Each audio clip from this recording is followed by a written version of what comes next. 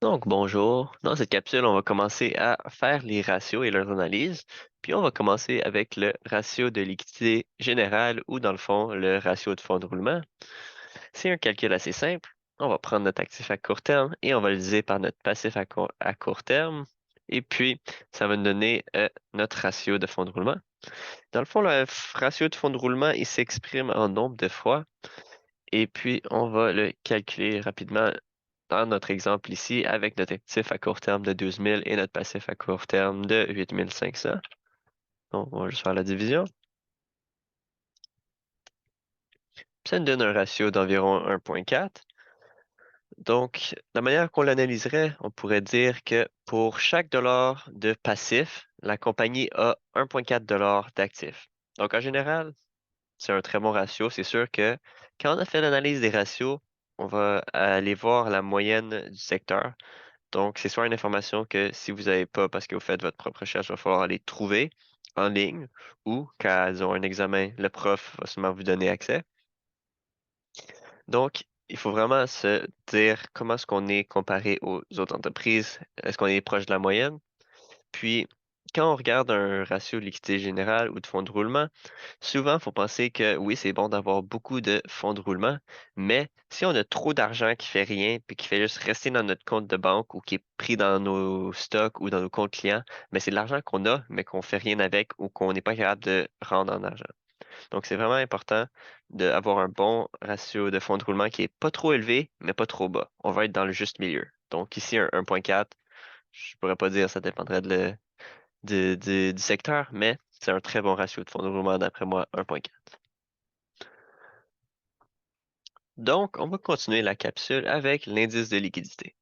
L'indice de liquidité est vraiment similaire au ratio de fonds de roulement, sauf que dans ce ratio-ci, on va ôter à notre actif à court terme les stocks et les frais payés d'avance.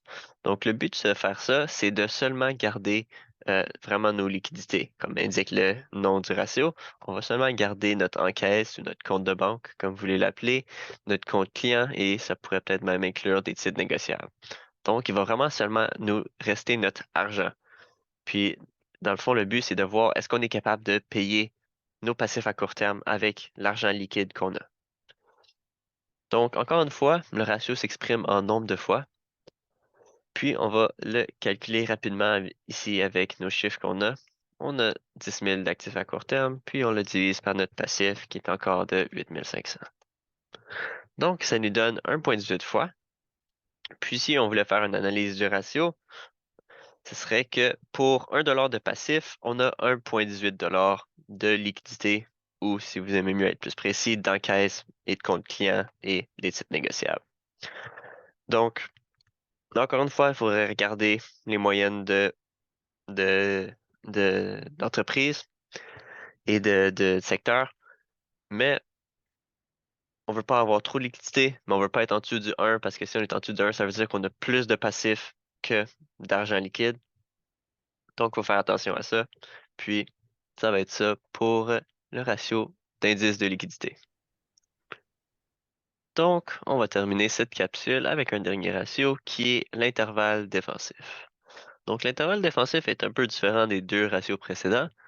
Euh, dans le fond, ce qu'on calcule ici, c'est l'encaisse, nos titres négociables et nos clients. Donc, dans le fond, nos liquidités, qui est divisé par notre déboursé d'exploitation quotidien. Je vais bientôt expliquer c'est quoi, mais on va juste en premier dire que l'intervalle défensif est exprimé en nombre de jours. Donc, c'est quoi le déboursé d'exploitation quotidien?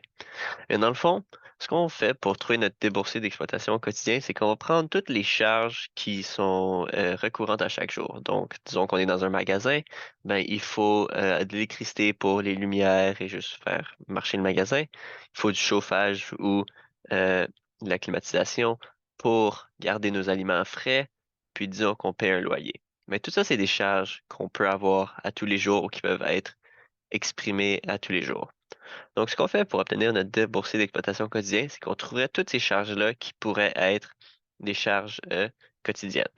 Puis, ce qu'on va faire une fois qu'on les a toutes mises ensemble, on va les diviser par 365 pour avoir les déboursés d'exploitation quotidienne.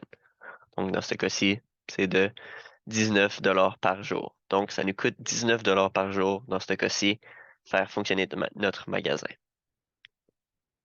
Puis là, ce qu'on va faire pour calculer notre ratio, on va prendre notre 10 000, puis on va le diviser par notre déboursé d'exploitation quotidien, puis ça va nous donner 521 jours. Donc, qu'est-ce qui veut dire, ce 521 jours-là? Ça veut dire que s'il y aurait une catastrophe folle, puis que plus personne pourrait aller magasiner ou que l'entreprise pourrait plus faire de profit, elle serait correcte pour payer toutes ses charges quotidiennes pendant 500 jours. Donc, encore une fois, si c'est un bon ratio ou non, c'est vraiment d'aller voir avec les moyennes d'entreprise et de secteur. Mais c'est sûr que plus c'est grand, mieux c'est habituellement. Donc, c'est ça. Ça va être tout pour l'intervalle défensif. C'est quand même un ratio assez simple. Il faut juste voir, être capable de trouver notre déboursé d'exploitation quotidienne. Et puis après ça, on fait notre petite division. Puis l'analyse en tant que telle est simple. Donc, ça va être tout pour la capsule vidéo 1.